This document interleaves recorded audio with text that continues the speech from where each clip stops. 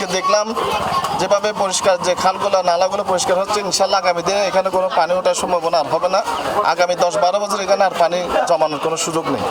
আর Hafizia road বাইরের ছোট খালের খাজ আজি নদীন ধরে গড়ির খাজ চলমান আছে। দীর্ঘ 17 বছর ধরে অবহেলিত আছিল নগরী 19 নম্বর দক্ষিণ বাকুলিয়া বৌবাজার হাফিজিয়া রোড এলাকায় বাইলেনের হালর হাজ। দীর্ঘদিন সংস্কার ও উন্নয়ন নইবের কারণে দুর্ভোগে আছিল স্থানীয় বাসিন্দাসকল। অবশেষে চট্টগ্রাম সিটি কর্পোরেশনের মেয়র ডাক্তার শাহাদাত হোসেনের নির্দেশে হালর উন্নয়ন হাজ শুরু হইবার কারণে ধন্যবাদ জানাই এলাকাবাসী। উনি যেভাবে এখানে কাজ করতেছে এ কাজের লাগে আমরা সবাই ওনাকে ধন্যবাদ জানাই। এই এলাকার পানি অনেক দিন ধরে নিরসনের জন্য আমরা অনেককে বলেছিলাম, এরা এই কাজটা উদ্যোগ নেয় নাই। এই কাজটা উদ্যোগ না নেওয়াতে আমরা অনেক দিন কষ্ট পেয়েছি এবং এলাকাতে পানি জমি আছিল। এই কাজের জন্য আমরা মেয়র সাহেবকে ধন্যবাদ জানাই।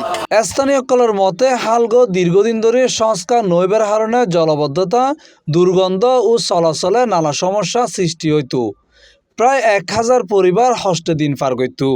ফলে উন্নয়ন হার শুরু হইবার কারণে এইসব সমস্যার স্থায়ী সমাধান হব বলে মনে করেন তারা।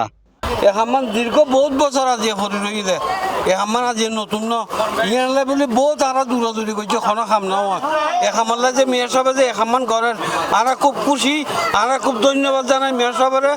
হালর উন্নয়ন হাজ পরিদর্শনের সময় উপস্থিত আছিল বাকলিয়া থানা শ্রমিক দলের সাধারণ সম্পাদক আব্দুল বারেক, চট্টগ্রাম মহানগর যুবদলের সদস্য মোহাম্মদ উমর ফারুক, যুবদল নেতা মোহাম্মদ শাহিন আলম, স্বেচ্ছাসেবক দলের যুগ্ম আহ্বায়ক মোহাম্মদ সোহাগ এবং শ্রমিক দল নেতা মোহাম্মদ কবির সহ স্থানীয় নেতৃবৃন্দ।